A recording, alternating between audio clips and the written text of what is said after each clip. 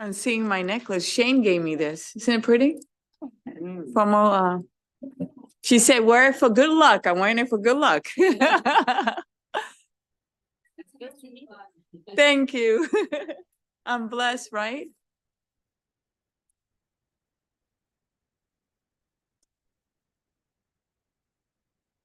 All right. Wonderful. So good afternoon, everyone. Thank you for joining us and welcome to bill hearings for the House Health and Government Operations Committee. I'm your chairman, Jocelyn Peña-Melnick, joined by my wonderful vice chair, Bonnie Collison, to my left. I kindly ask for your patience if we encounter any technical streaming issues, although knock on wood, it hasn't happened yet. So your staff is doing an amazing job. Thank you. Today I have the counsel for these issues. It's actually Erin Halfwood to my right. So I want to thank her for all the work. What you guys don't know is that all the drafting and the amendments and the questions and the work on these bills to get them to the point of where we are for hearings, they do that work. So Erin, Lisa, and Lindsay do that work. So I thank you. And all the papers that you have and all the emails, you get it through staff, Michelle and the staff, Andrea and Edith. So thank you so much for keeping us straight. Please set your electronic devices to vibrate, and I'm gonna do that right now. As a reminder, there's no food or drink allowed in the gallery because then staff has to clean it and that's not their job. They already have a lot of work. For the members, we are allowed to drink because we sit here for hours. And you need to drink and now and then get up and stretch your, legs. And as the weeks go by, you'll see that our members will get up because sometimes we have hearings in other committees as well. It's not meant to be disrespectful, but they're listening and they're paying attention. For each bill, we're going to hear from the bill sponsor and the sponsor panel, followed by all in-person witnesses. Favorable with amendment, and unfavorable, I try to call them in that order, and then all virtual witnesses in the same favorable with amendment, and unfavorable. The bill sponsor in this committee is not limited. While all witnesses have 2 minutes to provide testimony, and we're gonna put a timer. However, for the bill sponsor, please be kind and not abuse it. A timer is displayed on the screen and a sound will play when your time has expired. Please, for the committee members, and you have been doing this really well and your questions have been really impressive, please adhere to our usual committee rules of 1 question and 1 answer, and please keep your questions brief. Members of the public, you will be able to view the live stream of this hearing on the Maryland General Assembly website and YouTube. And today we will hear the bills in the following order.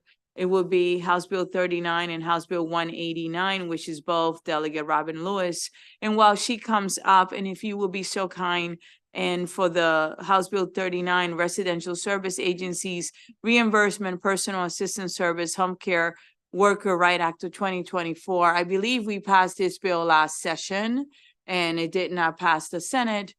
So for the committee, just as a reminder, if I can remind the members to make sure that everyone planning to testify for your bills in the future sign up in time. There's 2 business days before hearings from 8 a.m. to 6 p.m. Committee staff sends written testimony and witness list 24 hours prior to the hearing, which is enough time to double check and confirm that the list and testimony are correct. We have had a couple of incidents where that was not done, and then it's tough for me to make the decision to allow someone to testify when they didn't do it properly. And I don't want to be put in that situation. So if you could just remind your witnesses, I will be so grateful. Good afternoon, Delegate. How are you? Good afternoon, Madam Chair. Well, thank you so much. Madam Chair, Madam Vice Chair, esteemed colleagues, I'm Delegate Robin Lewis here on behalf of House Bill 39. This is a bill that this committee deliberated last year and passed out of this committee. The bill also passed the House. I will mention that this bill has no fiscal note. This is the sweetest sweet spot of a bill that you've ever seen so far this session. But it's also a really important bill because it centers the rights of healthcare workers. We all know that we're in a healthcare worker crisis. We don't have enough people working at every level of our healthcare system. The foundational workers of our healthcare system, though, are home care workers. They're also referred to as personal care assistants or personal care aides. These are the people who take care of your granny and your auntie in the nursing home or assisted living. These are the folks that come and help your cousin who has disabilities and needs assistance at home to change bed linen or shower or cook food. These people are almost all women. They are almost all women of color. African-American women make up about half of the population of healthcare, home care workers. Latinas make up a significant proportion of these workers. Women who are immigrants and women of color are also highly represented, overrepresented in this cadre. The bill before you, House Bill 39, focuses on the fact that workers whose work is reimbursed through Medicaid under state law should be classified as employees. At this time, some residential service agencies are classifying those workers as contractors or 1099 workers, as we say, gig workers, independent contractors. But under state law, they should be classified as employees. And this bill makes that misclassification, it corrects that misclassification. I'll clarify that residential service agencies are businesses that employ or sometimes contract individuals to provide home health care. They employ the workers we're talking about, home care workers. And these are folks, again, at the front lines of our healthcare system. When they're misclassified, it hurts them. Misclassification of home care workers reduces the size of the available workforce because it makes that job less attractive. For women, almost entirely women who are in those roles, it impacts their ability to live a decent life. They're overworked, they're underpaid. House Bill 39 fixes these problems by authorizing the Maryland Department of Health to reimburse residential service agencies that provide in-home care under certain Medicaid programs only when the home care aides are classified as employees. Why should the state care how Medicaid dollars are used? Well, we have an interest in using public dollars to enhance the public good. To the extent that Medicaid dollars can be used to save lives, to compensate hardworking people so they can live decent lives, we should use our Medicaid dollars in that very strategic and very appropriate way. I will also note this bill doesn't affect programs under the Developmental Disabilities Administration, nor does it affect programs in the private sector. It only applies to Medicaid-based home care provided under the Department of Health's Office of Long-Term Services and Supports. Finally, in closing, I'll remind you all that the United States Department of Labor, as well as the Maryland Department of Labor, have made protection of home care worker rights a priority. In November 2023, the U.S. Department of Labor announced an initiative that urges employers statewide to stop misclassifying these important, overworked, underpaid women. In addition, Governor Moore, the Maryland Attorney General, Anthony Brown, and our State Comptroller, Brooke Learman, have weighed in and underscored the misclassification of home care workers as a priority, as something that we must fix. With that, I'll thank you for your attention and consideration of this much needed legislation. Thank you, Madam Chair. Thank you for your testimony. Who do you want to go next? If I may, Madam Chair, Yes. I'd like to ask Ms. Boone Absolutely. to go next. Good afternoon, ma'am. How are you? I'm great. How are you? Thank you I'm for doing having well. me. Thank you for asking. My name is Vivian Boone. I've been a home care worker for 35 years. I stay in my work because it's my passion to care for people who cannot care for themselves. If home care workers leave the field, who will support those who have different types of disabilities, such as dementia, Parkinson's disease, Alzheimer's, and many of us are leaving the jobs for better paying jobs that have benefits. People I care for ask why there are so many aides working with them. They tell me that there's too many people coming in and out of their homes. There aren't enough workers to help them with their daily needs and activities, such as getting dressed, laundry, or helping them with their shower. Home care workers will continue to leave the field if the state does not provide an incentive for them to stay in these jobs. I support HB 39 to ensure the end of illegal misclassification of home care workers. Home care workers need more support and protection at a state level. Home care workers misclassification means that instead of being an employee with full entitlement of minimum wages and protection, we are classified as independent contractors. Many of us do not even know we were being misclassified until we start sharing our experience of not getting paid overtime or for the time we spent commuting between homes.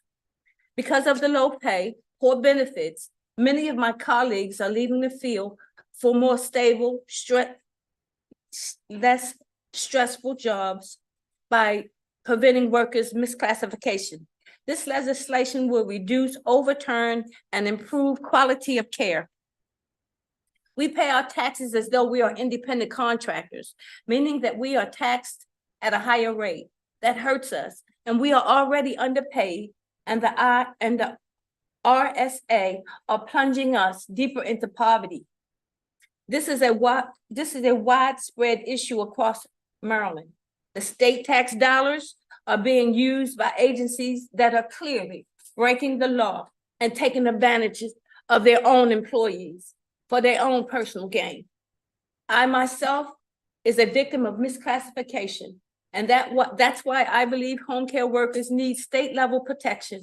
Passing the bill, Home Care Workers' Right Act 2024 would go a long way towards ending illegal misclassification, keeping home care workers in the profession and encouraging more people to enter the care work. Thank you. Thank you for your testimony and thank you for the work you do for our state. We really appreciate it. Next, please. Good afternoon, Madam Good Chair, afternoon. Madam Vice Chair, members of the committee. My name is David Rodwin and I lead the Workplace Justice Project at the Public Justice Center. And I'm so glad to be here with you today to talk about this great bill. And we're so grateful to Delegate Lewis for championing it. Misclassification of employees as independent contractors is a really, really big problem. It's also called workplace fraud. And I just want to read one sentence from Governor Moore's executive order from 2 weeks ago, establishing a task force to combat workplace fraud. Quote, workplace fraud deprives workers of basic protections such as rights to minimum wage and overtime pay, health insurance coverage, and access to unemployment benefits. Businesses may also be put at a disadvantage when competitors misclassify workers. As a result, required taxes may be unpaid, which lowers state revenue and impacts funding to pay for critical public services. It should not be the case that this publicly funded workforce, paid with Medicaid dollars, is being misclassified. Publicly funded jobs, especially, should be decent jobs that allow workers to support themselves and their families, in which they are participants in the mainstream economy and not pushed out of the mainstream economy into the shadows where they don't have the protections of these bedrock benefits like workers' compensation, and injury rates are very high in home care because of all the lifting that workers need to do. I've had clients that have faced eviction as a result of not being able to access workers' comp when they have been injured doing their jobs. This bill will correct that, and I'll just close by noting the support for this bill is really extraordinarily broad. Consumer groups support it, representing older adults and people with disabilities. Worker groups support it. Legal experts support it. I'm so happy and grateful that the Department of Health is supporting it. RSAs themselves support it, and it has a $0 fiscal note. So like the delegate said, it really is in a sweet spot, and it's a win-win. And so we ask for a favorable report. Thank you so much. Thank you. So I'm going to open it up for questions for this panel. I saw Delegate Kaiser first and then Delegate Chisholm. Thank you, Madam Chair, and thank you, Delegate Lewis, for bringing this bill. I just want to understand something a little bit better. When these companies are doing the misclassification, I'm assuming, this isn't my question yet, I'm assuming the employees believe that they're regular employees, but then they're being misclassified. Have there been efforts previously, and maybe you weren't choosing to do this, to go after those companies for that potential fraud? So we have to pick one person to answer that. Is that a question you can answer? Yes. Thank you, Delegate Lewis. And thank you for that question. We sue them all the time. And the U.S. Department of Labor, the district director for the Baltimore office, described this industry to me as whack-a-mole, where for every one that they hold to account, 3 more pop up. And the Maryland Department of Labor doesn't have the resources to go after them all. The U.S. Department of Labor doesn't either. And so we have the state funding it and then another state agency trying to correct it on the back end. And this bill just corrects it in one go and prevents the problem from starting. Thank you for the question. We have Delegate Chisholm, followed by Delegate Bagnall.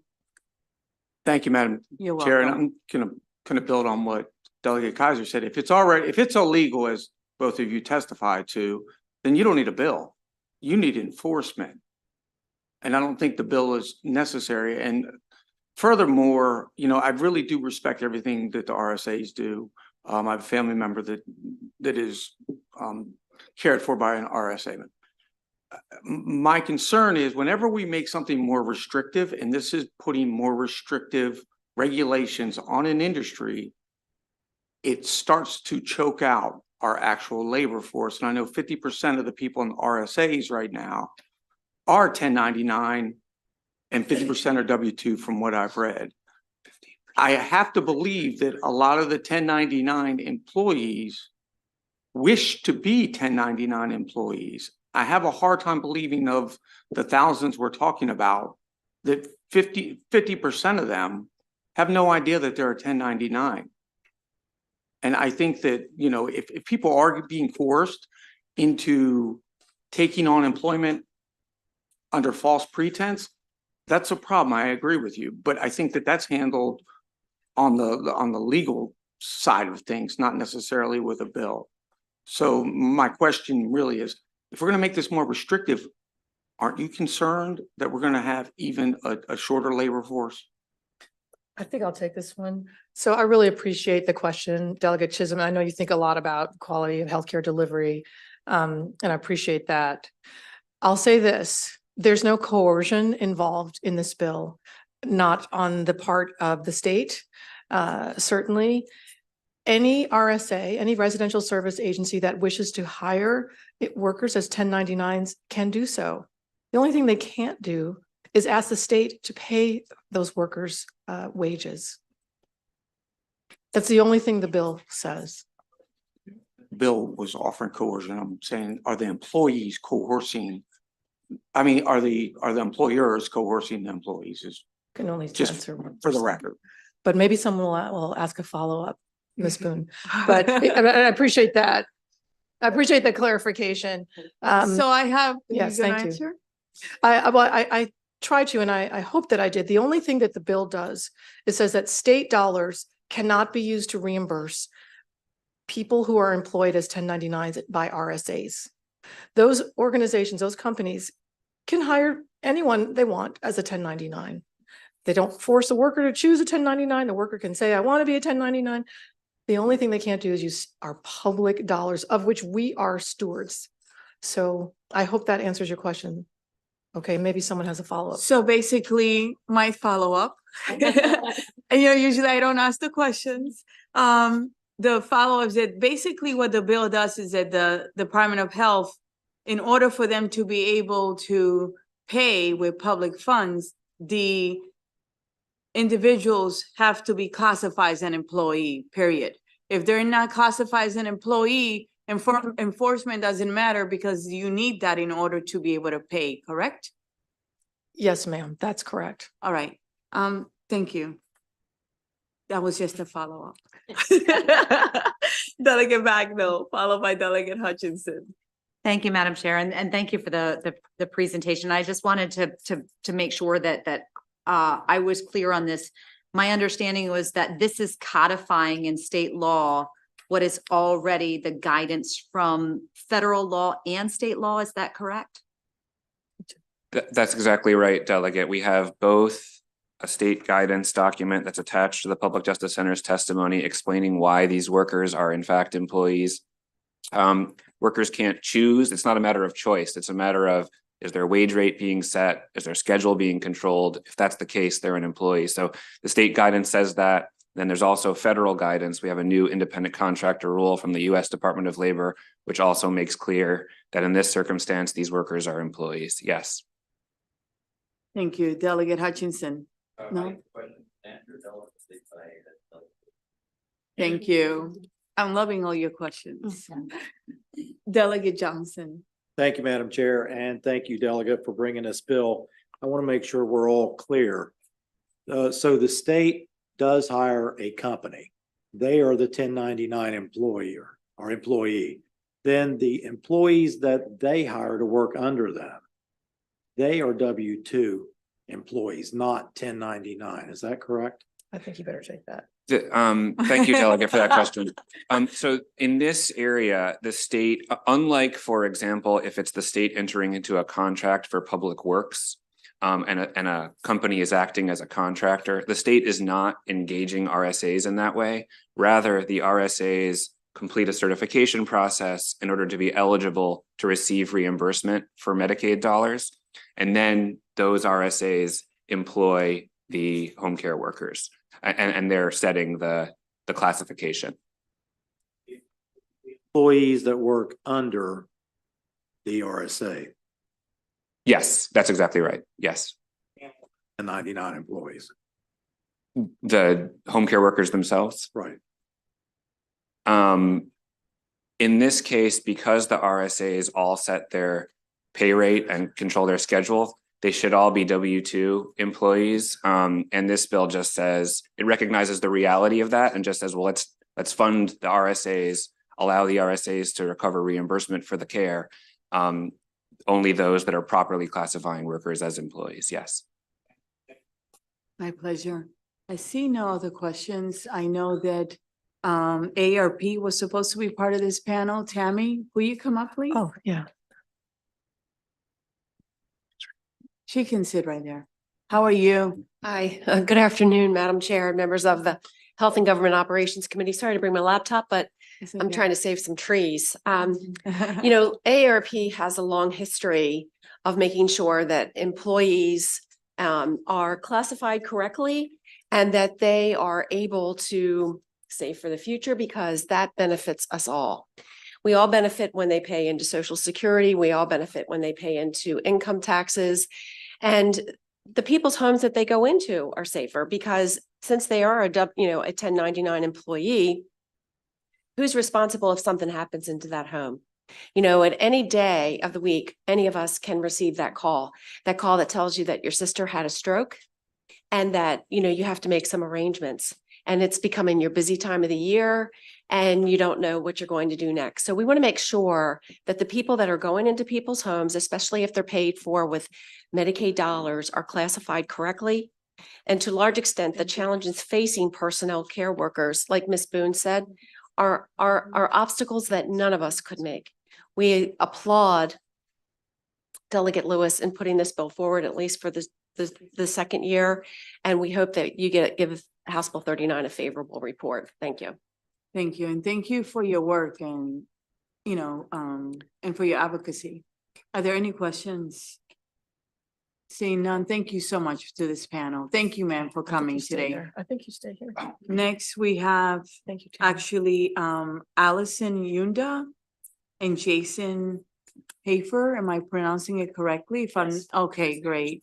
Always get a little nervous. Madam Chair, Yes. may I? Yes, I want to make sure that I have the right folks for my sponsor panel. okay. So Disability Rights Maryland is meant to be here, right? Okay, okay. Okay, for the sponsor panel. And we might have had a little bit of a mix up. Thank you for indulging me one moment. Okay,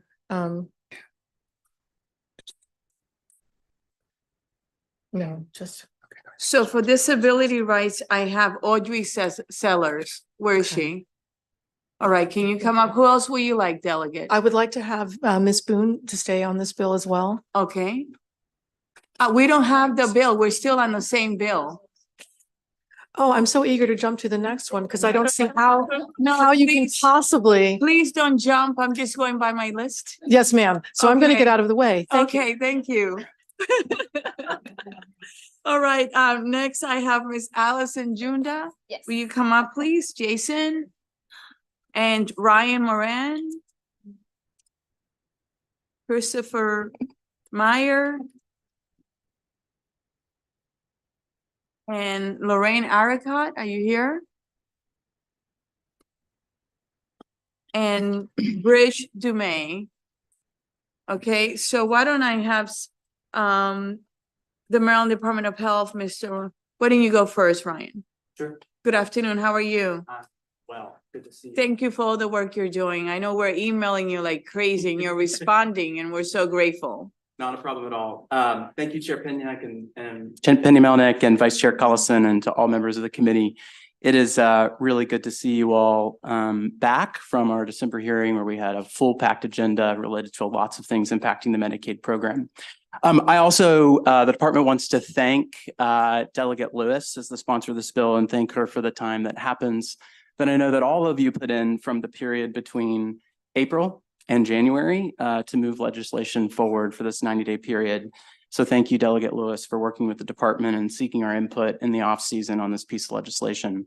I'm going to be brief and say that the Department of Health supports House Bill 39, which requires the department to reimburse an RSA for personal assistance services only when they are provided by an individual classified as an employee.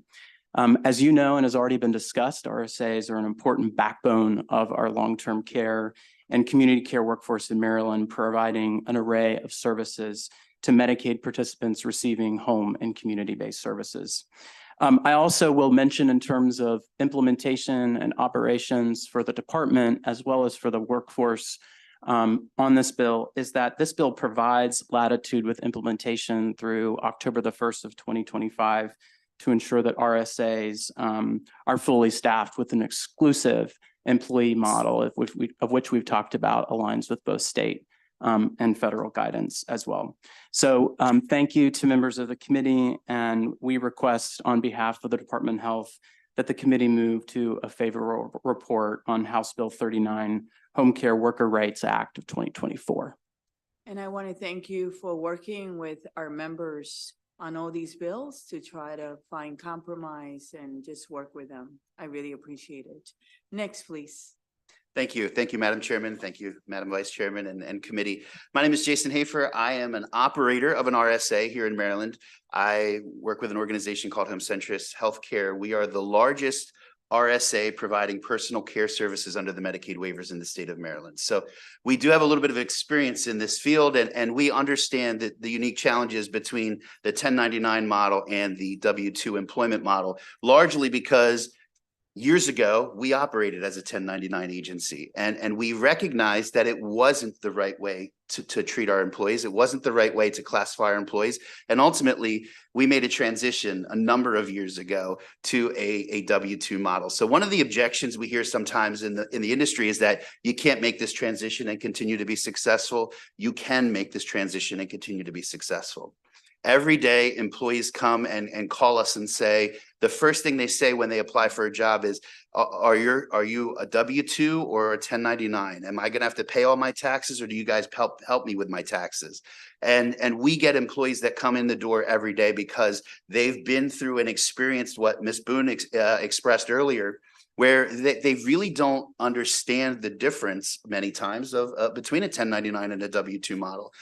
They don't understand the fact that as a 1099 contractor, you're required to submit quarterly estimated taxes, that you have a totally different IRS burden, that you're potentially not going to be eligible for workers' compensation, perhaps unemployment insurance, perhaps other protections, 401k retirement plans, health benefits, sick and safe leave, which this legislative body did a great job of implementing a number of years ago, only applies to employees.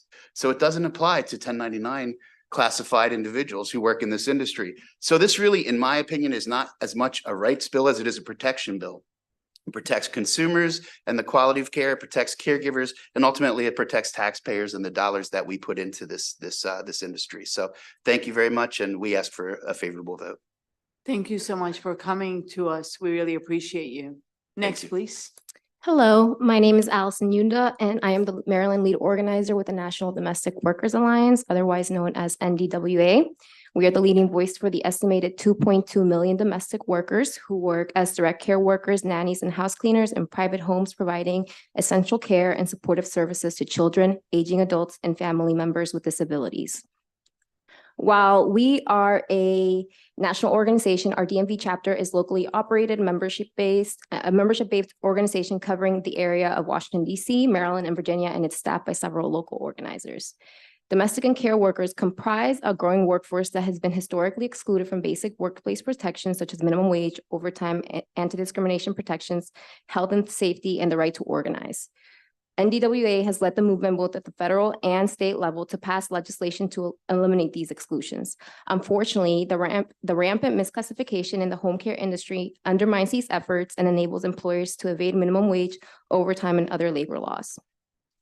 NDWA supports this bill to specifically protect direct care workers employed by agencies in the home care industry who are regularly misclassified as independent contractors and subsequently denied their critical workplace rights, including the right to overtime, earned sick leave, as well as coverage under workers' compensation and unemployment insurance. More than 750 residential service agencies, or RSAs, provide care for beneficiaries of Medicaid's home and community-based programs and are paid through public funds. Because of the structure of Maryland's Medicaid program, all personal care aides this bill covers are already employees under the law. This bill would prevent misclassification by providing that RSAs will only be reimbursed for in-home personal care under certain Medicaid programs if those who do the work are classified as employees. It is a simple solution to a serious problem. Domestic and direct care workers have for too long been excluded from core workplace protections, which stems from the racist and sexist devaluing of household and caregiving work. Misclassification is another tool for employers to utilize to evade the critical benefits they need to provide a sense of dignity on the job. For these reasons, NDWA fully supports House Bill 39, Home Care Worker Rights Act of 2024. Thank you. Thank you for your testimony and the work you do in the state. Are there any questions? I'm going to start first with Delegate Morgan. Chair. My pleasure. Mr. Haffer, really anybody on the committee. Yeah. Always confused about this because this is an odd deal where you have 50% of the workforce is an independent contractor and 50% are hired as employees. Can you tell me, of the 50% that are employees, how many of them belong to a union? In my experience, very few. In other areas, in other parts of the country, it can be a much higher number, but here locally, it's very few. My pleasure. Delegate Collison, Vice Chair Collison. Thank you, Madam Chair. And thank you all again for your work and for your support of this bill. And I am especially grateful to Jason Yes. for being here. And you spoke a little bit to the advantages in recruitment of your workforce. Can you speak a little bit to the retention? Absolutely. With respect to, being a W-2 model? Absolutely. Yeah. We are allowed to offer a lot of additional perks to employees that you can't offer to a 1099 individual. So for example, training, career ladders, advancement opportunities that don't exist oftentimes as a 1099. We're allowed to offer, or we're able to offer within our realm, tuition reimbursement programs that allow for assistance to further education to become an LPN, an RN, or things like that. We've been able to support individuals in becoming certified medication technicians. We offer ongoing training and support to our individuals. That one of the very crux of the determining factors of whether someone's an can be classified as a 1099 or a W-2 is whether or not the agency requires training or mandates training for that individual. If training is mandated by the agency, then that person that fails one of the criteria to be a 1099 to begin with. So we are able to offer those things. We offer, agencies like ours who classify our workers as employees can offer 401ks with company matches and things like that allow for individuals to have a more decent long-term living wage and opportunity to continue to thrive within the industry. We support, we implement and offer the sick and safe leave. That is a state requirement that all employers provide, but it's not provided to 1099 individuals because they're not employees. So, somebody gets sick and misses a week of work and suddenly now they have nothing to fall back on. If they're a 1099 independent contractor, it's really up to them to figure out what they're going to do next. There's no employer support there. So there's lots of there's lots of things that we're able to do to help retain and keep people and support them when they have downtimes. So.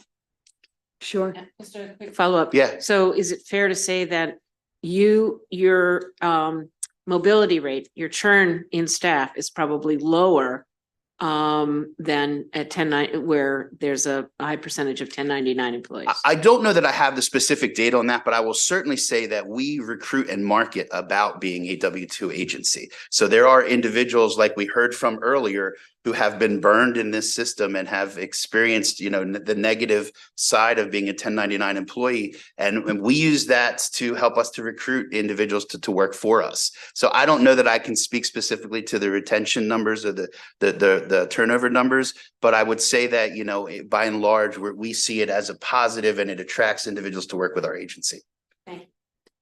Delegate Chisholm. Thank you, Madam My Chair. pleasure. I know that we have, according to the fiscal note, about 2,300 licensed RSAs in the state of Maryland. Do we have any idea how many individuals they're actually caring for in total? We don't have that specific data, but we can get it to you. Our policy director can be in touch if that's something that you'd like to get. Yeah. And furthermore, I'd like to know what percentage of those individuals are on Medicaid. So what's the population we're talking about percentage wise of Medicaid? Obviously, the Medicaid dollars follow the individual, not the RSAs. So, I think if I may, do you have the answer, right? Yeah. Wayne does. Yeah. Absolutely. Thank you, Delegate Chisholm, for that question. So let me also break down in terms of the processing. So there's the licensure requirement, which comes through the Maryland's Office of Healthcare Quality, which falls in the Public Health Services Division of the Maryland Department of Health. And then what we're talking about here is obviously specific to the Medicaid portion. So there are currently 2,300 licensed RSAs in Maryland. In the survey that's also required at OHCQ provides about 579 of those RSAs receive Medicaid funds. And what we found when we look at that particular data was of those 579 RSAs that receive Medicaid dollars, there were a total of 10,000, just north of 10,000 employees who were actually designated as employees, and just north of 2,000 as part of that were independent contractors when we did that survey. So when you do that math, it's about under 20% of individuals who are registering as independent contractors for that. Also, I want to say as part of this, there are, these RSAs in terms of Medicaid is about 14,000 participants that they serve. Sure. Is it, so let's take a business like Mr. Hafer's, I guess. Sure. And other businesses like yours. Is it possible to take both Medicaid dollars and private dollars and have the same RSAs working the same? Absolutely. We do that. We serve about 1,000 consumers across the state of Maryland, and 80% or so of those are in the Medicaid programs. The other 20% are either privately funded or funded through other programs or other grants or through long-term care insurances and things along those natures. So absolutely, you can work within both realms. Great questions, Delegate Chisholm. Delegate Hill. Thank you, Madam Chair, and thank you, and I apologize for not being physically here at the beginning. You're not going to get a chance to answer this, Circle of Friends is in opposition. And they list many reasons, most of it being that if people are aware of their options, many people still prefer to be 1099. But I want to ask whoever wants to answer this question. They say that home care providers who are family care in the family caregiving program. Under this, if we say you can only be reimbursed if Nope. you're would not be allowed to be reimbursed because they're working independently, they're required to work under RSA, but that would greatly affect their flexibility and their ability to be reimbursed. And they also say, you know, that many independent individuals like to work with different clients. And I know that's my experience, that people work with multiple different clients, and that having to be an employee of each RSA that they're working through presents a different set of problems, and that essentially will be removing the option. And that wage theft is important, but we're taking the option away for people who feel very comfortable with it. Is that something, yeah, so I can speak to that. We employ large numbers of family caregivers as W-2 employees with the same protections that every other W-2 employee who works for us has. So it doesn't remove the ability for someone to be employed as a family caregiver. The Medicaid programs allow for individuals who are not legally responsible for that consumer to function as the caregiver. So that could be a grandson or someone along those lines who's not the legally responsible, you know, designated responsible party for that caregiver to be employed, or for that client to be employed as the caregiver. So it doesn't remove that ability for those individuals who are family members to continue to be caregivers. It does ensure that those family members who function as caregivers, who oftentimes work 60 hours a week to care for their loved one because they are the right caregiver, that they get paid overtime for the 20 hours over 40 that they work, as opposed to in a 1099 environment where they're going to get paid a flat rate for the entire time. It also doesn't prohibit them for working for other agencies. A large portion of our workforce work full-time with us and part-time with another agency, or they may work in multiple agencies, or you know, one of the things we see in this environment is that they get really aligned with a client and they follow a client to another agency if the client elects to switch for some reason. So it doesn't stop any of that. It continues to allow them to do that. I'm sure there are some situations where, you know, a family member, for whatever reason, you know, whether it's tax purposes or something, would you know, elect that, but it doesn't remove any of their ability to do those things under the W-2 model. Sure. Thank you. And just so it's stated, is there a difference for the RSA in terms of what percent of the Medicare reimbursement they get to hold on to and what gets passed through if the employee is a 1099 or if the employee is a you know, direct W-2 employee?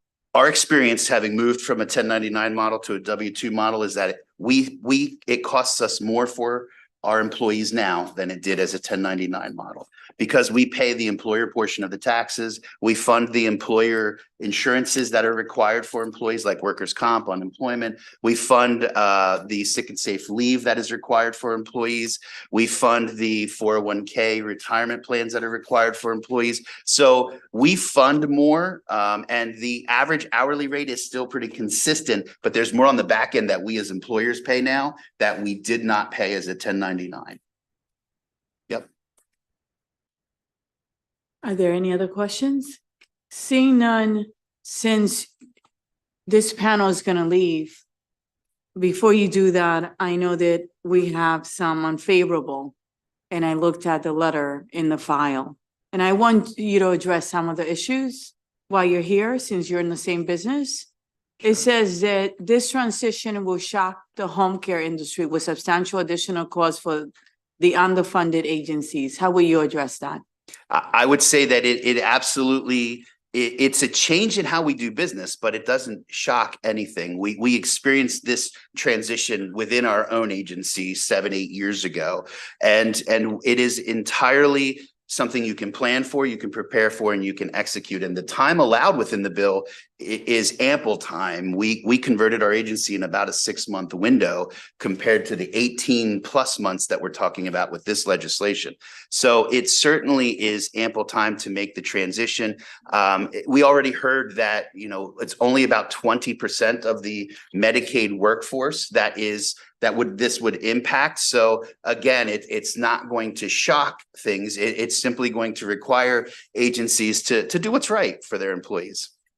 And how about it would take away the ability to use 1099 contractors? This will greatly affect so many companies, causing them to lower hourly pay to stay in business. Have you done that?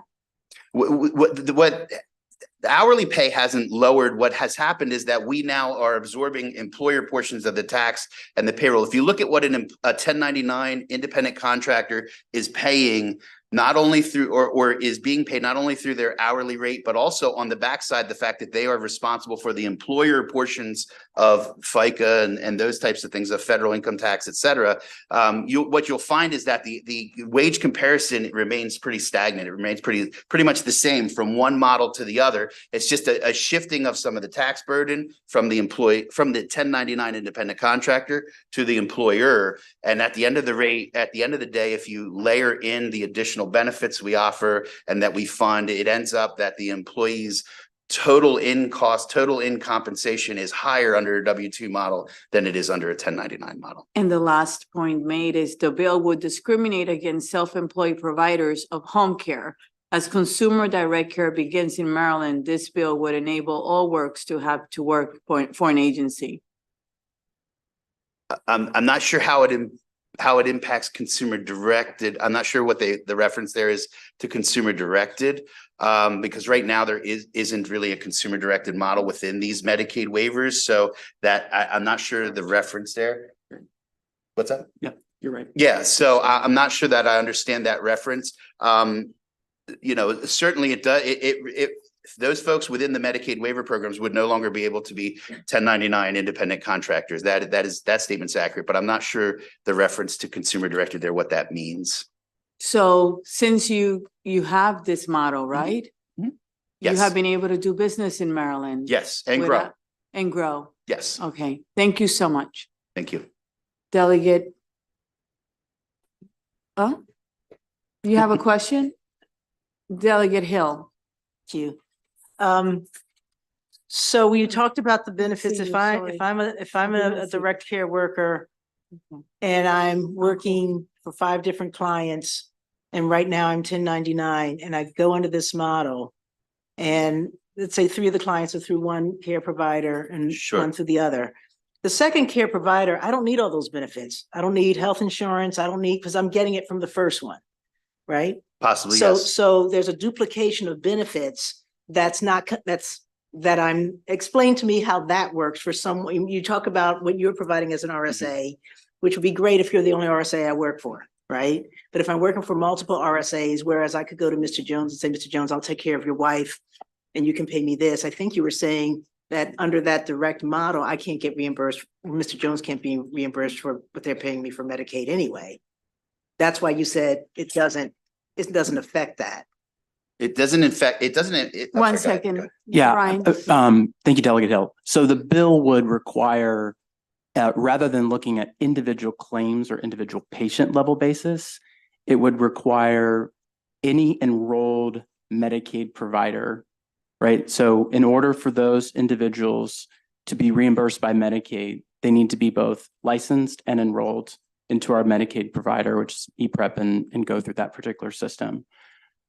That's where Medicaid dollars. So anybody that's going through that process would, as part of this, like built into the operations, they would need to say that they have an exclusively all employee related model that they're working from. So you don't go individual claims or by patients to determine that. The department wouldn't do that on the Medicaid side, is how this lays out in implementation.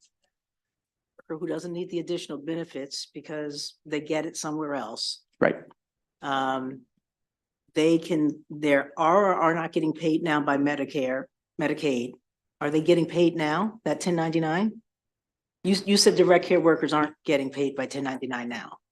No, within the consumer, there's a separate delivery model called consumer directed, where the funds flow through the consumer and the consumer hires their own individual. That doesn't apply in this scenario. There's no consumer directed programs within this model. The duplicative benefits that you're talking about, if I work 40 hours a week for one agency and 20 hours a week for another, I don't need health insurance at both.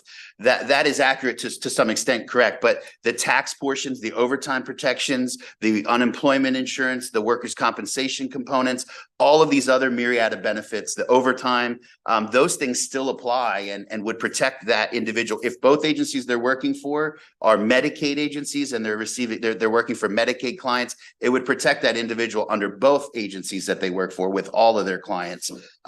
In this scenario, all 5 clients across both agencies. Okay, Yes, thank sir. you. Delegate Olson, followed by Delegate Johnson. Thank you, Madam Chair. My question is for Mr. Moran. Can you tell me if this is something that you can do through policy regulations, just stop funding people who don't convert to, who are using 1099s and only fund those that actually are properly classifying their workers? Thank you, Delegate Olson. I don't have a definitive answer for you and would need to follow up with the team, but happy to look into it. Thank you. Delegate Johnson has the last question. Thank you, Madam Chair, and thank you, panel. Mr. Haber, you've worked Sure. under both models. Certainly. So under the W-2 model, do you find it easier to hire, retain, and find that your employees are more loyal to when they get paid overtime? Largely, yes, I would say that is the case. And we recruit based around that. We have billboards that say we're a W-2 agency and things like that. So we are targeting that individual upfront, largely because there's more of a allegiance to the agency. They do feel more connected and engaged with the agency, and we find that the longevity is better. So yes. Thank you very much. I want to thank you on behalf of the committee, and I want to thank the members for their wonderful questions, for being so patient as we dissected the bill, okay, which is so important, right? Yes. So thank you so much for coming, and thank you for making time to come. And Ryan, thank you for being a partner. All right, thank you for coming. Next, we have Mr. Christopher Meyer, Lorraine Aricott, Audrey Sellers, and Bridge Dumais. I need all 4 of you to come up, please. I'm missing a person. The Maryland Center on Economic Policy, Disability Rights, and 1199 SEIU. Is Lorraine in the room? All right, It's just gonna be me. okay, go ahead. In the Senate. Okay.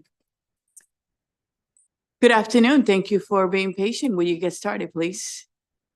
Thank you, Chair Pena-Melnick, Vice Chair Cullison, members of the committee. My name is Christopher Meyer. I am a research analyst at the Maryland Center on Economic Policy in support of House Bill 39. I thank the committee for passing this bill last year.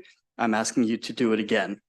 House Bill 39 would guarantee bedrock protections to home care workers and strengthen this workforce, which, as I think everybody in this room knows, there's a deep shortage of. Let's start with one of the most detrimental aspects of independent contractor misclassification, which is tax shifting. So when an employer misclassifies a worker as an independent contractor, they're able to shift payroll taxes, that is Social Security and Medicare taxes, from the employer onto the worker. So in 2022, typical home health aides and personal care aides in Maryland took home $15.26 an hour. When you adjust for that tax shifting, a misclassified worker takes home the equivalent of only $14 an hour. Not only is there shifting of tax responsibilities, but there's also shifting of tax administration. Home care workers are experts on care. They're not tax experts. On a good day, I might consider myself a tax expert, but I'm very lucky that payroll takes care of withholding for me. Misclassified workers aren't so lucky. House Bill 39 would shift tax administration back into the hands of trained professionals, stands one potential source of revenue loss, and protect workers from inadvertently accumulating unaffordable tax debt. This bill would increase the supply of workers The state is the largest payer for home care. So, if complying with the laws, the cost of doing business, that is what agencies will do. Thank you. I ask for a favorable report. Thank you for being with us today. Next, please. Don't touch it. I know we all want to touch it, but. I'm just so excited to speak today. Good afternoon, Madam Chair, Madam Vice Chair, and members of the committee. My name is Bridge Dumais. I'm the political coordinator with 1199 SEIU United Healthcare Workers East. We are proud that we are the largest healthcare workers union in the nation, representing 10,000 workers right here in Maryland. Our union urges a favorable report on HB 39, the Home Care Workers' Rights Act, to protect our most vulnerable direct care workers. Worker misclassification strips home care workers from the full entitlement of just compensation and benefits. Widespread misclassification of home care workers hurts everyone. It hurts workers by worsening job quality, making it harder for them to get benefits like workers' compensations and imposing the higher self-employment tax burden. It hurts patients by shrinking the size of the workforce they depend on, and high worker turnover disrupts the continuity of care. It hurts law-abiding RSAs by putting them at a competitive disadvantage as bad actor competitors increase their profits by evading their wage and benefit obligations as employers. It hurts the state of Maryland by depriving the Unemployment Insurance Trust Fund of critical revenue that Maryland and its workers depend on. Care work is essential, and home care workers are an important part of the patient care team. Our public dollars should only be going to law-abiding RSAs, not those who undercut essential staff. Vote yes on HB 39. Thank you. Thank you. Next, please. Hello, thank you, Madam Chair and the members of this committee. My name is Audrey Sellers. I am an advocate with Disability Rights Maryland, which is the federally designated protection and advocacy agency to advance the rights of people with disabilities in Maryland. I am also a home care worker. I've been a home care worker for 7 years for my friend Brennan, who got a traumatic brain injury back in 2016. I've been working with him. I've been the only person working with him for all but 5 months of that time. He has 96 hours of care a week. And I am the only person even filling a portion of them for this large portion of time. Misclassification of independent contractor or employees as independent contractors makes the job less attractive for sure. It also makes tax filing really complicated. I can share that from experience. We need employee protections for the workers who provide these important services. To make up for the downsides of the job, I've known parents of disabled adult children to offer additional perks under the table, like an extra bonus or some time off.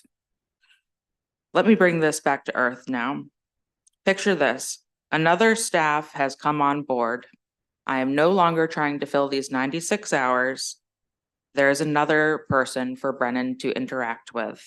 Brennan is no longer sitting at home alone for several hours at a time, sitting still, unable to decide what to do or satisfy basic needs like hunger. He is variety and enrichment and socialization. For someone with physical disabilities, it can be all the difference in being able to keep to your home exercise program and retain the ability to walk. This bill is a no-brainer. We need to fulfill this disability integration mandate with a robust public health workforce. I urge you to deliver a favorable report on this bill. And thank you for what you do.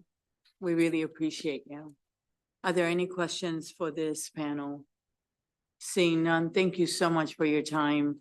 We have Lorraine Arikat, she's in the Senate. Okay, great. So let's go to the next panel. I believe I have 2 virtual witnesses. One, is there one in person? Is there a Morgan Mills or Alex? Oh, hi. Hi there. How are you? Come on. Good, thanks. How are you? Good. And is there one virtual? Okay, wonderful. Good afternoon. How are you? And thank you for being patient. Of course, thank you so much. Good afternoon, Madam Chair, Madam Vice Chair, and members of the Health and Government Operations Committee.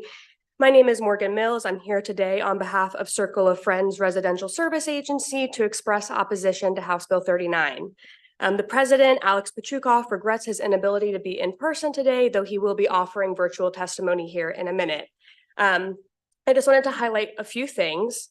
House Bill 39 would require any RSA that participates in state-funded home care program to classify all providers as employees of that RSA. Of course, that bill doesn't outright say you have to classify providers as W-2 or you have to stop business, but it's essentially doing that in a de facto way by not allowing RSAs with 1099 employees to receive reimbursement. It's important to highlight that we want and deserve a free market, and in our clients' experience, employees prefer the flexibility that comes with being a 1099 employee. They like to choose their client, choose where they work, choose when they work. A lot of them are part-time who work full-time W-2 jobs outside of this. And if this bill were to pass, it would entirely preclude that group of people. We're already experiencing a shortage of caregivers in the state. And if RSAs who currently utilize 1099 have to pivot to W-2, many RSAs that are small businesses could likely shut their doors. As we know, Medicaid reimbursement rates have lagged behind increases in the cost of doing business, and switching to the W-2 model means that the cost of business goes up drastically. We also believe that such a change could push self-employed providers that prefer the greater flexibility of 1099 to seek private pay clients with long-term care insurance, which could further exacerbate the shortage of caregivers serving the Medicaid population. Thank you for your time. I'm happy to answer any questions, though Alex may be better suited to answer many of them. Thank you. Thank you for your time. We appreciate you. Why don't we bring Alex and then you both can, Wonderful. if there Thank are you. questions, address it. Is that okay? Will you be so kind and bring the witness up?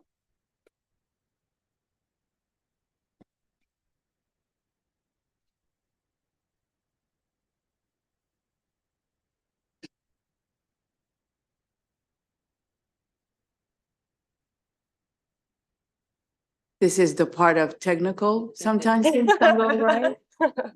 But I did ask you for patience. All right. Good afternoon. Can you hear me? Yes, good afternoon. All Thank right. you. Oh, My thank name is you for being Alex. with us. You can get started. Yes, thank you. Thank you, Madam Chair. Thank you, Madam Vice Chair and esteemed honorable delegates. Thank you for giving me the opportunity to express our opposition to this bill. I'd like to address some of the misaccurate information I have heard this afternoon about agencies such as ours. We have been in business since 2002, providing highly qualified caregivers to the Medicaid population. You know, I take personal offense with some of the things I've heard, essentially classifying all agencies who use contractors as illegally misclassifying. That is just absolutely not true. There's about 50% of agencies out there using contractors. Most of them, just like they have been doing it for many years, have been doing it legally. They are constantly, such as us, audited by Department of Health, by Department of Labor, Maryland, and federal, with passing these various audits with flying colors because there are proper ways to do it. Surely there are probably some agencies that do it incorrectly, and I'm sure some of our other people that spoke on the panel earlier have experience with. I have not. And in my experience, just like if you own a plumbing company, you may have a plumber that works for your company directly, reports to you, and you are able to give them directions on where to go on a daily basis. Some plumbing companies hire outside contractors to come in and cover some of their work for them. That's essentially what we do. We're an intermediary, and we're able to provide services to the Medicaid population while paying the caregivers a higher rate. A lot of the things that I heard this afternoon are just inaccurate. Workers' comp is something that we're able to cover for all of our workers. There's been a study done in Florida a few years ago that did an intensive study about contractors, and all of them have picked to be contractors willingly and knowing exactly the benefits of becoming a contractor. I know Delegate Lewis mentioned This is just blocking the state dollars, but it is de facto making agencies like us essentially not being able to operate, right? We do 90% Medicaid work, and we're able to essentially provide care for the Medicaid population at a fraction of the cost if companies like us didn't exist and they ended up going into a facility. Next, I'll say that this guidance document that has been So mentioned. your time expired a while ago. I'm allowing it. So if you I could have, appreciate that. you Thank could you. have I'll just make a few you could have points. one more. Let me just finish, please. You Yes. could have one more minute, just Sure. want to be balanced. Sure, So we're thank only you. two witnesses, so you can go ahead. Thank you. So the guidance delegate document that was mentioned does not say that companies like us are not allowed to do this or it is illegal. It simply paints a picture of who does it illegally and who does not. The federal government has not come out and said that what we do is illegal. That is absolutely not true. We do not set the rates for our caregivers. Our caregivers negotiate with the clients and figure out what rate is fair, and we're an intermediary for them. And lastly, I'll just say that Medicaid, there's been a study done, and you have it as a written testimony, that the Hilltop study was done where it says how much underfunded we are as compared to the private market. If agencies like us were to convert to W-2, there's a huge discrepancy of cost that is just not there. Agencies will suffer and will go out of business, and I urge you not to pass this bill. Thank you. And thank you for coming. We really appreciate it. And thank you for doing business in Maryland. And now I'm going to open it up for questions, okay? Sure. And you can decide who's the best person to answer it. So are there any questions? I have first Delegate Martinez. Oh, thank you, Madam Chair. Something that was brought up a lot in the testimony was about legality and making sure that we were very clear that you all follow the law. My question is really simple. Just because it's legal doesn't mean it's right. Isn't that so? Sure. Thank you for the question. I suppose there's to us, right? And just like Jason, right? I don't think Jason is a valid spokesman for all the agencies because he's the biggest agency in Maryland, and he's not a good representation of most agencies. Most of them are smaller agencies like us. And what they do, in my experience in dealing with agency leaders like myself, is individuals call looking for 1099 work, right? Is it right? Is it legal? I don't know. Is it for us to decide? I don't know. I think there's room in the market for both. I think that there are lots of advantages to being an agency that works with contractors, right? Contractors seek out contractual work. A lot of them are full-time W-2 employees somewhere else, and it is duplication of benefits. It's a waste of money when it is a duplication of benefits because they're getting benefits somewhere else, which are expensive. And when they come to companies like us, they don't want it. They want their full $17, $18, $19 an hour, and then they can get all their money up front. It's not cut with checks and fees, right? At the end of the year, they can file taxes with their tax professional, and they can get write-offs. Caregivers want it. It is more money in their pocket. They love it. They come asking for it. Thank you, Madam Chair. You're welcome. Are there any other questions? I have one, if I may. How big are you? How many employees? Sure. So we're not that big. We have about 150 to 200 caregivers, about 150 clients, and we're on the bigger end of an agency. You know, most agencies are down to about 50 to 60 to 75 clients, you know, sometimes, 75 caregivers. And these companies struggle with the transition. They absolutely do. I've spoken actually to a number of agencies in the past few months who have literally cried on the phone saying, do not make this a law for everybody. We're literally making no profits, right? Agencies like Jason's have multiple avenues of income. They have personal care, they have primary care, they have home health, right? Most agencies are like us. We just do personal care. We don't have avenues of flows of all these other line items. Thank you. And thank you for answering my question. And thank you for being so patient on waiting towards the end. We really appreciate you, okay? Of course, I'm happy to be here. Last time I was here, it took 4 hours, so this is nothing. So we did pretty well today, right? This is great. Only 2 bills, no big deal. Thanks for your patience and thank Sure. you for coming in person. So actually, this concludes the bill hearing on House Bill 39. I want to thank everyone for your testimony and hope you have a blessed evening if you're not with us on the next bill. The next bill is House Bill 189. So Delegate Lewis, this is your chance to select your panel. Ms. Boone, Mr. Rodwin, and Ms. Audrey. Thank you so much, Madam Chair, Madam Vice Chair, esteemed colleagues. Delegate Robin Lewis here on behalf of House Bill 189. This is the Home Care Workers Employment Act of 2024. First, before I get started, a couple of housekeeping points.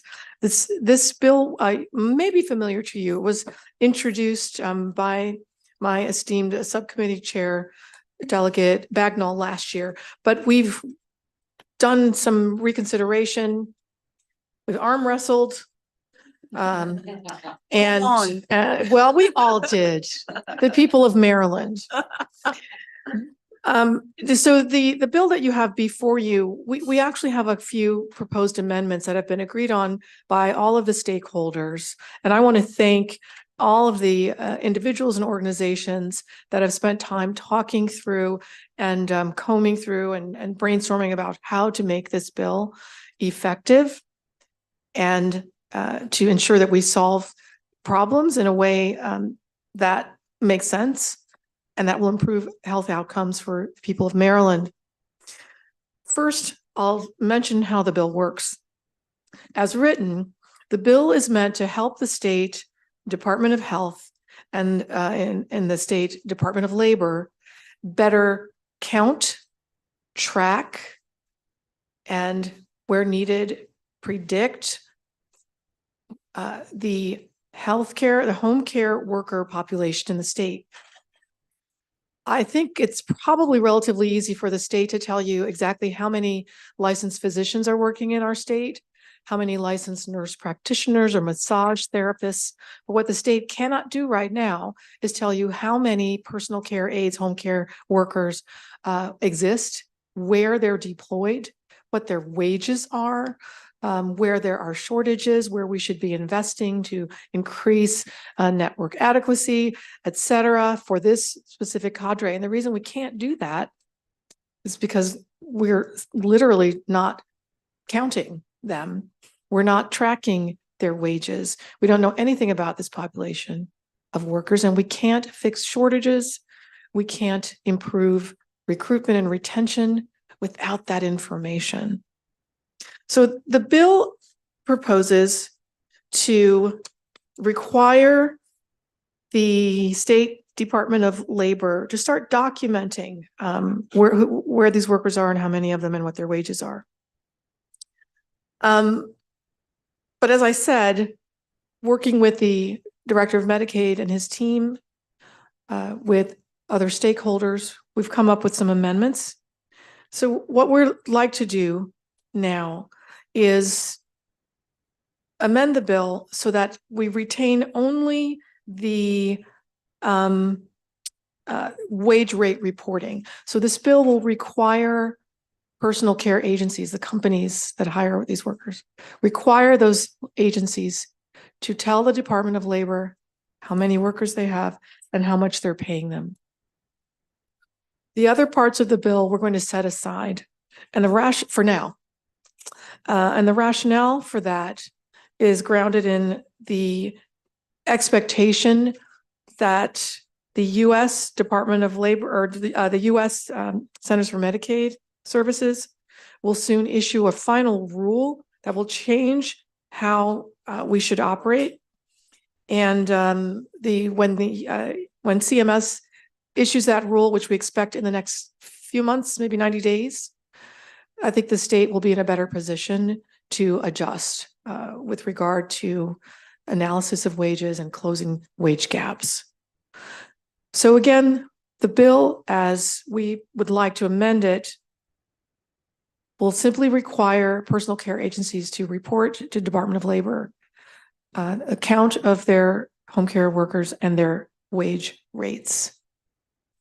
With that, I'd like to, if I may, Madam Chair, I'd like to turn the microphone over to Ms. Boone, who is a home care worker, who has great perspectives on House Bill 189. And I hope that she'll give us a chance to hear more fully her perspectives on why we should make these changes. Thank you, Madam Chair. My pleasure. Good afternoon again. Good afternoon again. Again, my name is Vivian Boone. For the past 35 years, I've worked as a home care worker, taking care of our vulnerable, most vulnerable loved ones. I'm here to testify in support of HB 189, because if I wasn't here today, you all would not know how much I get paid or how low the pay is hurting home care workers across the state. Before, I was making $13 an hour. Now, I make $15 an hour. I'm a home care worker. Make it make sense. But it's not enough. I have to take an additional part-time job to make my ends meet.